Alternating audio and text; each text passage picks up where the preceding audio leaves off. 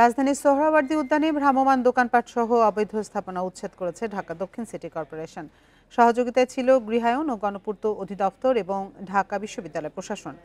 অভিযানে কয়েক শত দোকানপাট স্থাপনা গুড়িয়ে দেওয়া হয়। বৃহস্পতিবার সকাল 9টার দিকে ঢাকা বিশ্ববিদ্যালয়ের টিএসসি সংলগ্ন সোহরাওয়ার্দী উদ্যানের ফটকের পাশ থেকে উচ্ছেদ অভিযান শুরু করা হয়।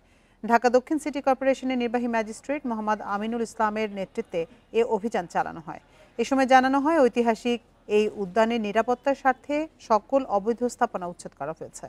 উল্লেখ্য, গত মঙ্গলবার রাতে ঢাকা বিশ্ববিদ্যালয়ে শিক্ষার্থী শাহরিয়ার আলম শাম্য হত্যার ঘটনার পর সোহরাওয়ার্দী উদ্যানের নিরাপত্তা নিয়ে বিভিন্ন মহল থেকে প্রশ্ন ওঠে। পরদিন বুধবার স্থানীয় সরকার মন্ত্রণালয় থেকে সোহরাওয়ার্দী উদ্যানের অবৈধ স্থাপনা উচ্ছেদের নির্দেশ দেওয়া হয়।